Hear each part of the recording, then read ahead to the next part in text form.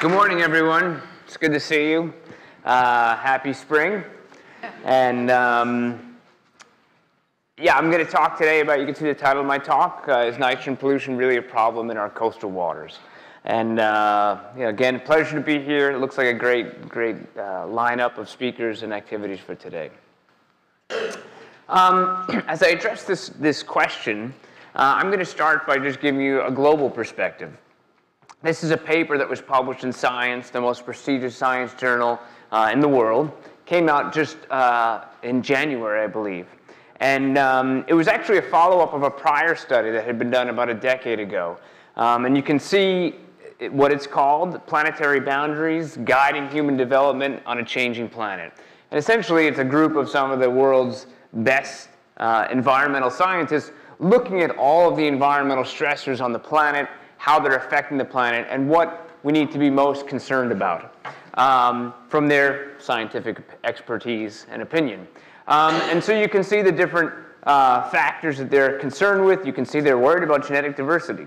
But you can also see that they're really worried also about nitrogen. And it's probably the biggest, what they see is one of the biggest threats to the planet environmentally. I'll say on a global scale, the biggest source of that nitrogen is fertilizer.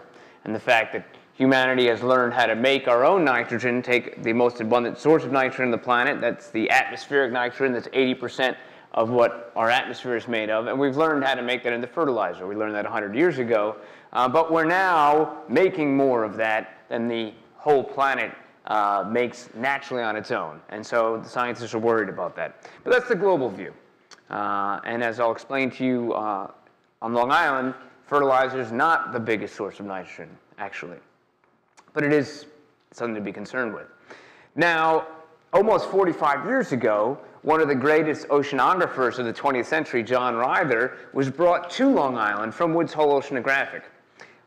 In the 50s, when he began coming out, and decades before that, actually Stony Brook University didn't exist. So if we needed expertise on Long Island from an oceanographer, we went to Woods Hole, one of the oldest and greatest, and still one of the greatest oceanographic institutes in the country. They brought John Ryder in, and he studied Long Island's coastal waters actually for decades. And so this was actually when he was done. And after decades of work, he came to the conclusion that nitrogen is the critical limiting factor to algal growth in Long Island's coastal marine waters. And the fact being then, if you put more nitrogen in, the phytoplankton, algae, and plants will grow more. And so again, that was a long ago conclusion. So with that as an intro, I just want to make sure we're all on the same page, a lot of diverse interests probably out there, with regards to water on Long Island. And just a brief overview, I'm sure almost all of us are familiar with the water cycle, but I just want to emphasize it, and the idea that all of Long Island is a watershed. And therefore, wherever it happens to rain on Long Island, that water eventually reaches our coastal waters, and that there's no way around that. And this is just a little video, I think it should come up, of how the water cycle works, and the idea that with evaporation, that's what leads to our clouds, probably not locally, but anywhere. And then once it rains, the rain will hit the land. And most people think about the runoff, that first step, as being very important. But actually, the largest source of water to our coastal waters is groundwater. So it's not the water you can see, but it's the water that seeps in under the aquifer. And again, because you can see the runoff, people often say, oh, all that runoff from the rain, that's a problem. It's not. It's really the groundwater is the major source of fresh water everywhere on Long Island. We don't have any major rivers. So the major source of water is our groundwater. And our groundwater is changing. In 2010, Suffolk County Department of Health Services released their comprehensive water resources management plan. And this data set caught the attention of myself and many other coastal scientists because the report specifically noted that between 1987 and 2005, the levels of nitrogen in our groundwater beneath our feet rose significantly in both the upper glacial and Magothy aquifers, the top two aquifers underneath Long Island. There were large increases in the amount of nitrogen. That was something that was of note for several years. Just last year, they put in a new data point. So they released what it looked like in 2013. And so what you can see is the trajectories we're seeing are continuing. So we're not plateauing off, but the levels just keep going. And I'm not going to have time today to go into the details, but I'll tell you that the studies are in. We've been trying to understand where's this nitrogen coming from, and whether you're looking at the North Shore of Suffolk County, and again, I'm going to talk mainly about Suffolk County here, whether you're talking about the North Shore, the East End, the South Shore, the primary source of nitrogen to our groundwater is wastewater. And the fact that in Suffolk County, 70% of homes, over 365,000 homes across Long Island have septic tanks. They're not hooked up to sewage treatment plants, and those septic tanks are leaching their contents into our groundwater. And as you can see, progressively enriching it in nitrogen and other compounds as well. This data has some scatter to it, because there's a lot of data points. But what it shows is the concentrations of total nitrogen in Great South Bay and Quantuck Bay. There's two different colors because there's two different methods used to measure total nitrogen, and therefore there's actually a drop after you see 2000. They started using a different method. So what I have here are the linear plots are for the two different types of data sets. So this is probably a pretty confusing data set, but all in all, if you look, the slopes are all positive. And so what that means is that not only is it going up in our groundwater, but the total amount of nitrogen across, particularly on the South Shore, is rising with time. And in some places, like Great South Bay, the slopes are increasing, which means the loading rates are accelerating. And for those of you who don't know, this is always a surprise to me, even when I have to explain it. When the DEC, the New York State Department of Environmental Conservation, looks at Long Island water bodies, this is how they look at them. And what it's showing is that for most of Long Island, our coastal waters are declared impaired. They're impaired water bodies. And those that aren't impaired, many of those are considered having minor impacts. And a lot of those impairments and minor impacts, if you look at the reasons they're listed as such, a lot of it is because of this on-site nitrogen loading. And this change, this idea that we have impaired water bodies is a new one. And so just looking at the South Shore, what this shows is kilometers of the South Shore Estuary Reserve that were declared impaired going back to about the year 2000, and again, I end here at 2011. But what you can see is progressively, we're having more and more of our water bodies listed as impaired. So this isn't something that's sudden, but it's changing in concert with the way that the nitrogen levels are changing. So what does it matter? Why are we impaired? What are these impairments? And are they related to nitrogen? And are things changing at a rapid pace? So I'm going to start today with salt marsh ecosystems, which is, I think, a great ecosystem to talk about, probably even for this conference, because they're important habitats not just for marine life, and we know they're important for fisheries, shellfish, finfish. They're also critical habitats for a lot of terrestrial mammals and also for birds. And they're also important for humans, believe it or not, because what we've come to learn in recent decades is the critical role that salt marshes can play in protecting coastal habitats. So what you're looking at here is a picture during a storm, obviously. It's a coastal storm. And what it shows, actually, you'll note here, is some rough water with waves and breaking waves even, and the water gets quiescent here. Now, what I'll have you note is this right here is actually the outer fringing edge of a salt marsh. And so the reason I show this to you is the idea that if your home is built up to here and you don't have this salt marsh buffer, you're taking on the brunt of these waves. Conversely, though, because the home where this picture is taken from has this nice buffer, they're being protected. And following Hurricane Sandy, there was a lot of research done all across New York. I was involved in it at Stony Brook University. One of the many lessons we learned is the idea that communities that had strong, intact salt marshes and other coastal vegetation fared far better than those that had no such vegetation. And in fact, even places like on Long Beach, in the area around Long Beach, there were some areas with natural vegetation where it did not get hit as hard. The neighboring community, without any natural vegetation, flooded far worse. So protection both against breaking waves, storm surge, and even against flooding, because these things can absorb a lot of water. So they're important both for marine life, but also for humans. What we've also learned in the past few years, in fact, the study that came out about the same time as Hurricane Sandy is shown here, and the role that nitrogen can play in degrading salt marshes.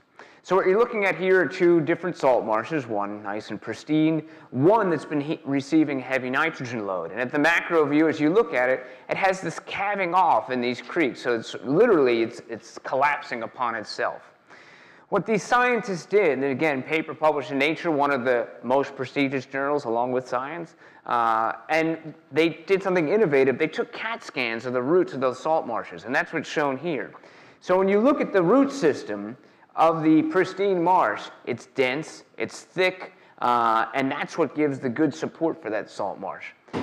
Conversely, in the system that's receiving a heavy nitrogen load, you can see the root system is porous, in a weakened state, and that accounts for the calving off of these roots. And it's associated to nitrogen loading, and there's actually a couple of different mechanisms by which this can happen. But the easiest one to explain is the idea of if there's plenty of nitrogen coming into the salt marsh, it doesn't need to put a lot of effort into roots that are supposed to get nitrogen. It's getting a lot washed in already. And so they get lazy, they don't make strong roots, but there are consequences to that. Now, across Long Island, we've lost a lot of salt marshes. So this is data from the DEC comparing to the acreage of wetlands that have been lost across Long Island since 1974. And it shows Nassau County, Suffolk County on the North Shore, the East End, also sites across the Nassau and Suffolk on the South Shore. And these are all the same. They're all losses. So there aren't any gains. We're just losing salt marsh. And the consensus is that nitrogen loading is one of the factors driving these changes. And in fact, just last year, not even a year ago, the DEC released this report looking at sort of calling out the effects of nitrogen loading on these salt marshes, but further talking about the fact that these salt marshes protect, protect coastal communities against flooding. And therefore, to continue to protect coastal communities, we want to reduce nitrogen loadings and to specifically Long Island South Shore embayments in order to protect those coastal communities. And to drive that point home about the whole flooding idea, I do want to go back and show you some data from Hurricane Sandy. This is a map showing the regions of Long Island that flooded during Hurricane Sandy, different colors showing the intensities of flooding. But all in all, I think it is approaching 10% of surface area being flooded. I want to zoom in on the Mastic Shirley Peninsula, not far from where we are right now, and point out a few things. On the left panel here are different homes that are different proximities to the coastline, different depths of groundwater in this peninsula. But I also want to point out that this area has some pristine salt marshes both on its west and east side. Now, on the panel here shows you the flooding that occurred during Hurricane Sandy. And in this case, the closer you get to red is the more intense, the deeper the water was. But as you can see, one, obviously we know this, homes flooded. But the point I'd like to make to you is that if the salt marsh that was here and here was not there and was degraded, this flooding would have moved in and been far worse. So these salt marshes played a critical role in protecting these homes. And we don't need to, we can look back to storms, but I think it's also important to look forward. We live in a changing world. We know sea level is rising. And so in this plot, what I'm showing you here is the level of sea level rise, or the amount of sea level rise we're expecting, according to federal data, FEMA, in the year 2050 and the year 2100. And so again, you can see, with the salt marshes intact, we're going to be experiencing more and more coastal flooding. And this isn't actually, I should emphasize, this isn't coastal flooding. This is just the rising of the sea. And that's with the salt marshes there. If these salt marshes degrade going forward, this flooding will be worse. And it perhaps could be the whole lower half that is flooded if we lose these salt marshes because of excessive nitrogen loading. So there's a lot at stake here. To move on, a second habitat I want to talk about are seagrasses. Seagrasses are critically important as a nursery habitat, both for finfish and also for shellfish. For example, juvenile scallops love to attach to the upper parts of these, the blades of the seagrasses in order to escape predation from crabs and other organisms. And this is just some data from a project I'm involved in Shinnecock Bay, where the team is going out, they're doing trawls through Shinnecock Bay. You can see they've been doing this for many years now, and they're doing it throughout the area, and they note the habitat that they're over, whether it's dominated by seagrass, sand, or mud. The data here is reported as catch per unit effort, but you can see what the results are. Where are the fish? They're all in the seagrasses. So if we want to have sustainable fisheries, we need to make sure our seagrasses remain intact. Unfortunately, however, we've lost a lot of seagrass. What I'm showing you here is the acreage of seagrass we had in the 20th century, the acreage of seagrass we have today in the 21st century, and the forecast by Suffolk County if we don't change trajectories with regards to nitrogen loading. And we can value that loss of seagrass. With that loss and the value, that's $10 billion in fisheries and ecosystem services.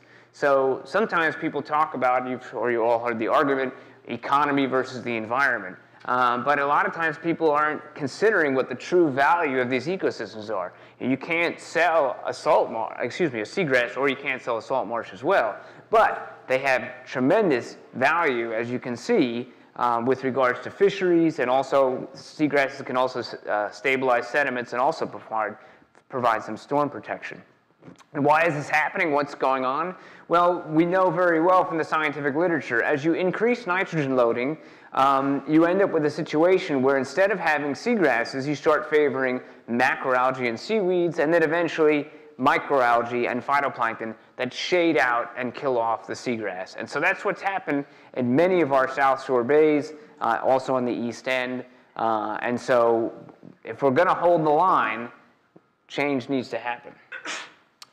The next thing I'm going to talk about with regards to nitrogen loading is something known as harmful algal blooms. This is a picture I had taken for me last fall in September overlooking Peconic Bay. And what you're looking at here is a rust tide. And well, I don't know how it looks from your angle, but for me it looks rather ominous.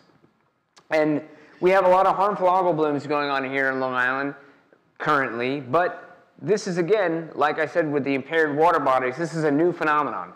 Showing you a timetable here from the middle of the 20th century out to today with regards to these harmful algal blooms. And there actually was one reported by that scientist, John Ryther, back in the 50s in Moriches Bay when we had a lot of duck farms, and actually we didn't have an inlet in Moriches Bay.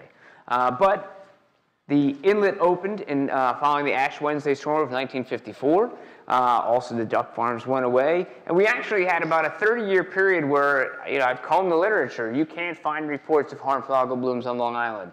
Concurrently, we had the largest hard clam fishery on the entire east coast of the U.S. We had the largest bay scallop fishery on the entire east coast of the U.S.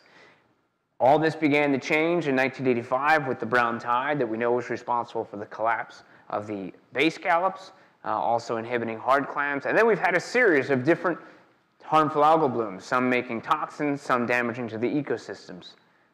And they're now widespread. This is just showing you where you can find them. They're across the North Shore, the South Shore, the East End. They're in our marine water bodies, our freshwater bodies. You can see the different types here, and you can generally break them down into two classifications. One group is actually a human health concern. So some of these algae actually make toxins, either neurotoxins, gastrointestinal toxins, or both, that can target humans. So humans can be affected because they can accumulate in shellfish, or target other animals, including dogs. And we had a dog death on eastern Long Island, for example, a dog that was drinking from a lake that had high levels of toxic cyanobacteria. And when these blooms are not making toxins, there's other ones that are simply harmful to the ecosystem. That is, we know some of these are responsible for fish kills, others, as I mentioned, responsible for killing off shellfish, in other cases leading to low levels of oxygen. And I won't belabor all the details. There's lots of scientific literature that's come out in the last several years on this idea that when you put more nitrogen into these ecosystems, for almost all of those species I just showed you, they either grow faster, more intense, and in some cases they actually can make more toxins because the toxins they're making contain nitrogen. And so with higher levels of nitrogen, they're actually able to make more toxins. So that's a lot to take. So let's all take a deep breath in. Deep breath out. Okay. And what you just did was respire. You took in oxygen, and what you breathed out had more carbon dioxide than with what you took in, respiration. And that same respiration that we do occurs in marine ecosystems. And when it happens too fast, it can lead to something known as low levels of oxygen, or hypoxia. So the idea being that those algal blooms I already talked about, they don't stick around forever. When they die off, bacteria, microbes, do the same thing you just did. They breathe, they respire. The rate at which they breathe is going to be proportional to the amount of food that they get, and also the temperature of the water. And therefore, during summer, you can have a lot of oxygen consumption that can lead to low oxygen levels. And we've known on Long Island about low oxygen in western Long Island Sound for a long time. This has been going on for decades. We know going back at least to the middle of the 20th century. And there's a nice plan in place, actually, to remediate nitrogen, and it's leading to the conditions here being not as bad today as they were only 15 years ago. Now, with regards to oxygen, the DEC has a rule. They really don't want to see any water body with less than 3 milligrams per liter of oxygen, because we know that at that level it can be harmful to shellfish larvae, to fish, and fish larvae as well. Now, last summer, I initiated a partnership with News 12, whereby on Thursday evenings during the weather forecast, in addition to giving the weather, they also provided something they called the Long Island Water Quality Index, where my lab group was going all across Long Island, collecting data, and then that being presented by Bill Corbell and other meteorologists during the weather forecast. And every site was listed as good, fair, and poor. We looked at 6 different parameters: temperature, oxygen, fecal coliform bacteria, harmful algae, oxygen levels as well. And so this was done on a weekly basis, on a rolling basis. Sometimes conditions changed, sometimes they didn't. In the end, we were able to look at all the data, and one of the striking things that came out of the data set was the oxygen levels. And in fact, this caught some attention from Newsday, perhaps, and they report it in 2 ways. They report it this way: 2/3 of Long Island's coastal waters lack enough oxygen for fish. And then they also reported this way. It was made a political cartoon: humankind's insatiable search for life in the universe, outer space, and then our coastal waters. And I don't think that looks a lot like me, but I'll let you decide. So what was the fuss with the oxygen? Well, we did something that actually hadn't been done before on Long Island, in that we put out probes that continuously measured oxygen levels every several minutes. In the past, when oxygen had been measured, people would go out during the day. And they'd go out during the day, they'd measure it, and in general, the levels looked good. And that's because there's a lot of photosynthesis during the day. If you look at this data set, this is from the Fire Island Inlet. If you look very carefully, what you can see is a lot of wiggling. These are not straight lines. Reason being, during the day, when there's photosynthesis, the levels of oxygen are high, but at night, the levels are drawn down. And so by putting out devices that made measurements every few minutes, we could get good information as to how the oxygen levels were changing. So in some places, like the Fire Island Inlet, where the water is rushing in and out, the oxygen levels were good. But there were other places that looked more like this, whereby maybe the oxygen levels were going up during the day, but every time at night, the oxygen levels were getting below that standard, sometimes getting down to 0. And not just rivers, but also in this case, Cold Spring Harbor, another location where once the water warmed up, almost every night the oxygen levels getting low. Another one, again, going back, the Forge River, similar situation. And what we learned also is by putting probes out in multiple locations, we could see that it was the areas near inlets that looked very good, where water was flushing out. But when you back to the back of harbor areas, this is 3 Mile Harbor and East Hampton, you can see that's an area in the back that, while the oxygen was good out by the inlet, it was quite low at the head of the harbor. So we put all the data together, and we looked at which sites had the lowest levels of oxygen, or which sites got below that standard during the summer. This is how the data bared out.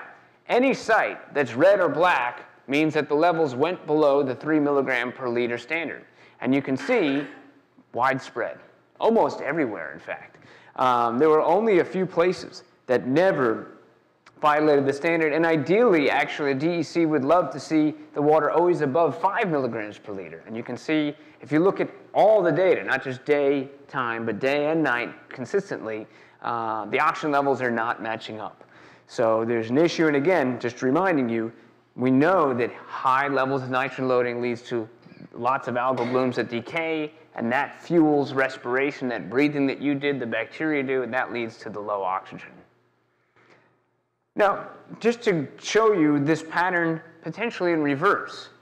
Remember, I told you Long Island Sound, and here's 20 years of data from the EPA's program there, showing that there are certain areas where every single year they're getting down to low oxygen. But they knew a long time ago that nitrogen was driving these patterns, and therefore the Long Island Sound study was established in 1994, saying, you know what, we know what the problem is, let's just do something. We're going to reduce nitrogen loading by 58%, and let's do that to improve water quality. And what happened? Well, the interesting thing is in the first decade, nothing happened. And there was a billion or billions of dollars invested, and people were very upset. However, let's look at the data over the last 15 years or so. This is showing the last 12 years with the area that's hypoxic in Long Island Sound. And what you see is that with time, there's some scatter to the data, but that area, you know, it had been very high before this. And so this data point here is consistent with what would go back for more than a decade or decades. You can see what's happening now. And this is just the total area. Other scientists are more interested in this data set. It looks the same, but this is area days, because this is what the organisms, the fish, experience. That is to say, how many days times the amount of areas. That is, if it's a large area but it's only one day, it's not a big biological impact. And so when you look at this particular data set, area days, you can see the trend is even stronger. And so I point this out to say that this process that I'm showing you can work in reverse as well when action's taken. Okay, I think the last parameter I'm going to talk about here is the idea of that breathing in and out. And remember, I told you, you're breathing in the oxygen, that leads to low oxygen, but what are you breathing out? You're breathing out the CO2. And that exhaling, you aren't, but in a marine ecosystem, it's the bacteria that are. And when they do that, they produce carbon dioxide. That in and of itself can also have an effect on marine ecosystems. You've probably heard the term ocean acidification before. When you've heard it, you've probably heard it in the terms of global climate change. And oceanographers are worried because in the coming centuries, as CO2 levels go up, and we put more and more CO2 into our ocean, into our water, it goes through a very simple chemical reaction that makes hydrogen ions, and that's the H in pH. And because it's an inverse log scale, the more CO2 we put in, the more hydrogen ions we get in our ocean, and then therefore the lower the pH the ocean gets, and there's your acidification going on. What we've come to realize recently, however, is that we don't need to wait for climate change for this to happen in a coastal ecosystem, because I told you, you're breathing out, or the bacteria are breathing out the CO2. And as they respire that organic matter from those algal blooms, take up the oxygen, exude this carbon dioxide, that same input of CO2 has the same effect and leads to acidification of our coastal waters. So we published this paper just in the last year showing this idea, the idea that when you put more nitrogen or nutrients into the coastal zone, you form these algal blooms. Not only does the dissolved oxygen, the DO, go down, but that's also putting in CO2 and driving down the pH. And so we've seen this in western Long Island Sound. There's a lot of data here, but it's colorized, so you just need to look at the different colors. What you're looking at here, these are called vertical section plots.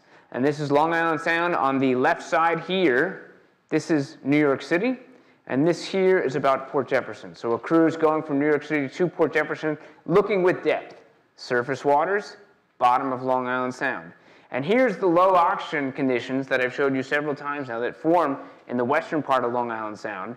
But what we're finding is concurrently, that same area, again, if it's red, that means it's low, has low pH. In this case, red is high levels of CO2. And this is with regards to, well, I won't go into the details there. We'll just focus on these three. This is the saturation state of aragonite. But suffice to say, when you have those low oxygen conditions, the pH is low and the CO2 is high. And for those of you who track climate change conditions, you may know that our atmosphere is now at 400 parts per million of carbon dioxide. We just passed that threshold. I don't think we're going to see it again, actually. We're going to say goodbye to that and we're moving on. But look at the levels that we're seeing in Long Island Sound during summer, 2,500. We may never see that in the open ocean. So what I'm trying to tell you is that the acidification we have in our coastal zones is stronger than the climate change-based acidification, and something we need to worry about today. And again, I told you already, it's linked to nitrogen loading. It's a seasonal phenomenon, and so what you're looking at is the progression from May in the spring, going down into the fall, November, and you're looking at dissolved oxygen, pH, same types of plots. Again, red means low oxygen, low pH conditions. With regards to just the oxygen, if we look at that, you can see those low oxygen conditions. They're a seasonal phenomenon. They develop in the late summer, peaking in this particular year in September, and then go away. With regards to the low pH, what I have you note, or the acidification, is that it starts earlier, it's more widespread through the sound, and it actually lasts longer. Because even the yellow here could have a biological effect.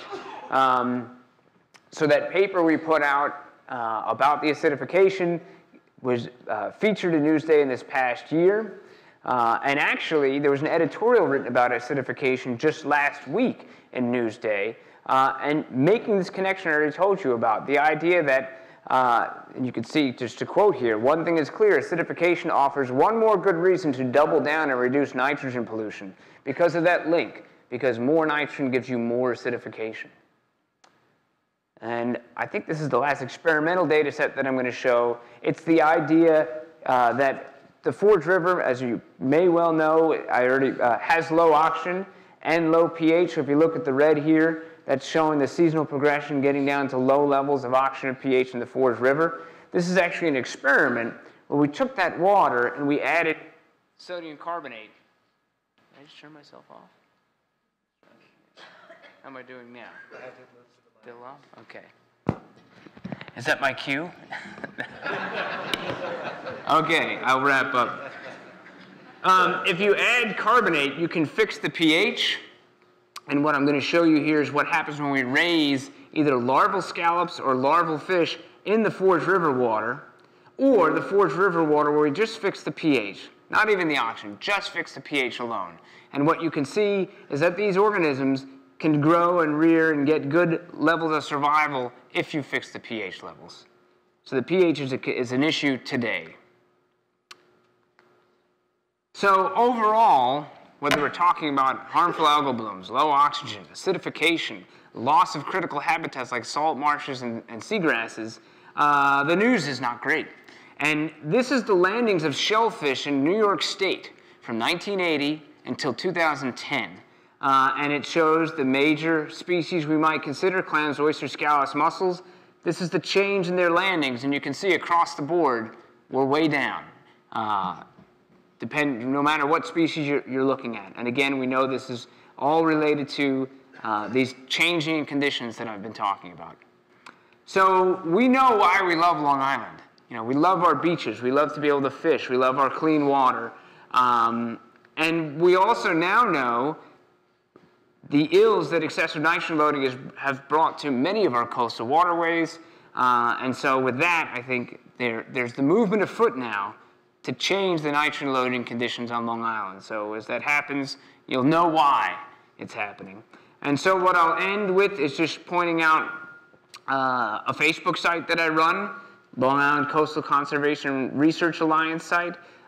This gives weekly or even daily updates on water quality across Long Island. So if you're on Facebook, you might be interested in signing up for that.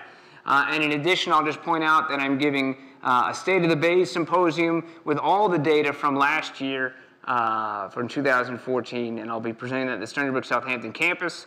It's an open seminar. There'll be students there as well giving poster presentations, so I'd invite you to come to that, and I thank you for your attention.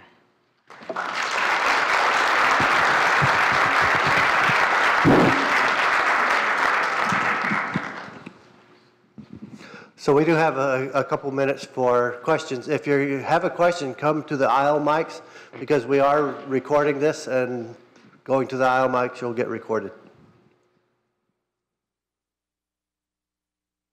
Good morning, Christopher. I'm John Hall, one of the directors at Save the Great South Bay, and I have a quick question. Sure. I realize that the number one problem is the septics. I'm interested in the fertilizer.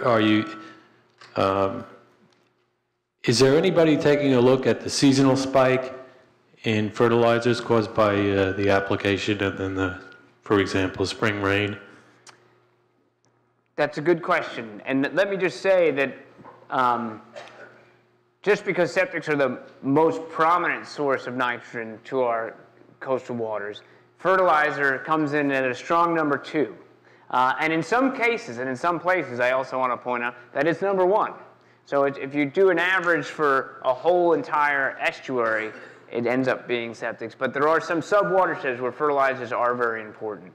And you know, finding the seasonal trend that you're talking about there is difficult to do, mainly because most of that nitrogen in the fertilizer goes into the groundwater and then becomes integrated in that signal that is sort of this slow, it adds to that slow trajectory.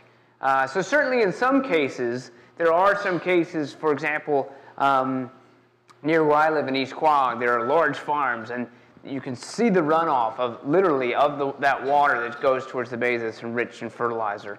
But in the groundwater, it's hard to pick out a spike in that data per se, but again, because it gets integrated into this larger signal. Thank you. You're welcome.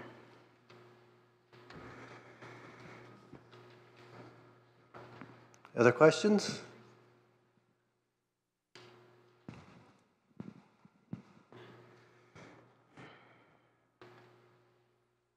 Hi, I'm Phil Smythe, and you mentioned the contribution of septic to nitrogen loading and the lack of sewers, but sewer systems can also present their own challenges to the ecosystem, and I was wondering if you had any comments on that.